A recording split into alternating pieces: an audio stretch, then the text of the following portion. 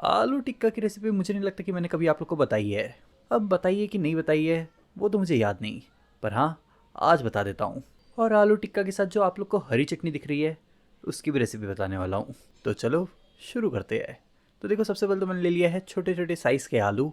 और आलू को ना पहले तो छील लेना है। फिर आलू को छीलने के बाद इसे सिर्फ 1/2 करना है।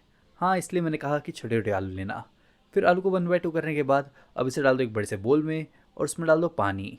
फिर आलू को पानी से अच्छी तरह से साफ़ करके इसका पूरा स्टार्च निकाल लेना है। फिर आलू को अच्छे से साफ़ करने के बाद ले लो एक बर्तन जिसमें डाल दो बहुत सारा पानी। लगभग 2 कप पानी ले लिया है। और फिर पानी को उबाल कर डाल दो उसमें आलू। आलू को भी उबलने दो। और जब तक आलू उबल रहा है तब तक काट लो सब्जियाँ। और सब्जियों में ज़्यादा चीज़ नहीं, 2 ही चीज़ चाहिए, जैसे कि टमाटर। टमाटर को कुछ इस तरह से काट लिया है। और वैसे ही प्याज को भी काट लेना है। जैसे पनीर टिक्का के लिए काटे जाते हैं ना प्याज और टमाटर, बस वैसे ही लेयर्स में काटना है। फिर प्याज टमाटर इस तरह से काटने के बाद आलू भी उबल चुका है। तो अब आलू को निकाल लो और ले लो 1 कप भर के दही, जिसमें डाल दो 1/4 कप बेसन। और बेसन के साथ मैंने डाल दिया इसमें नमक आधा चम्मच, 1 चम्मच भर के धनिया पाउडर, 1 चम्मच काली मिर्च पाउडर भी डाला है और आधा चम्मच जीरा पाउडर, 1 चम्मच भर के कश्मीरी लाल मिर्च पाउडर और 1 चम्मच भर के अदरक लहसुन पेस्ट। फिर इन सबको सबसे पहले तो आपस में अच्छे से मिला लो। फिर इन सबको इस तरह से मिलाने के बाद अब इसमें डालना है वही आलू जिसे उबाल लिया था। फिर आलू को मसालों के साथ अच्छी तरह से मिला लो। उसके बाद वो जो टमाटर और प्याज था उसे भी इसमें डाल दो। और फिर ले लो एक मिक्सी जार। मिक्सी जार में ना डाल दो हरी मिर्च। हरी मिर्च अपने टेस्ट के हिसाब से 15 से 20 लहसुन की कली, एक छोटा टुकड़ा अदरक का, बहुत सारा धनिया।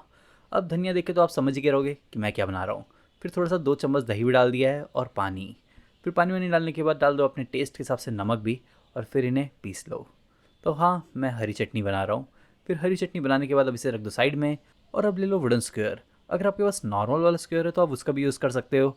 फिर आलू प्याज टमाटर को एक एक करके इसमें डाल दो। सबसे पहले देखो, प्याज डाला है, फिर आलू डाला है, फिर टमाटर।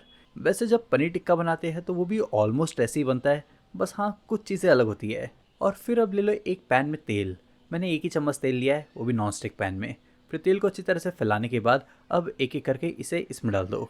अब आप मेरी तरह इसे पैन में ही पका सकते हो, बारबेक्यू में ही पका सकते हो, या फिर आप इसे गैस पे ही डायरेक्ट पका सकते हो। फिलहाल तो मैं 2 ही चीज़ कर सकता हूँ, पैन में या फिर डायरेक्ट गैस पे। तो मैं वो दोनों भी ट्राई करने वाला हूँ, पर फिलहाल मैं पैन में पका रहा हूँ।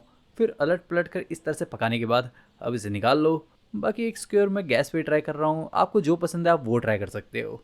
फिर इसे इस तरह से पकाने के बाद निकाल लो। अगर मैरिनेशन अच्छा हुआ रहेगा ना तो ये गैस पे, पैन पे, बारबेक्यू पे सब जगह अच्छा लगेगा। और हाँ, इसे गरम गरम ही खाना बहुत अच्छा लगता है। और अगर आपको पनीर टिक्का की रेसिपी चाहिए तो मैंने ऑलरेडी वो अपलोड किया है, आप जाके चेक कर सकते हो। और अगर ये वाली रेसिपी अच्छी लगी तो वीडियो को लाइक करो, शेयर करो, शेफ प्रतीक्स किचन को सब्सक्राइब भी।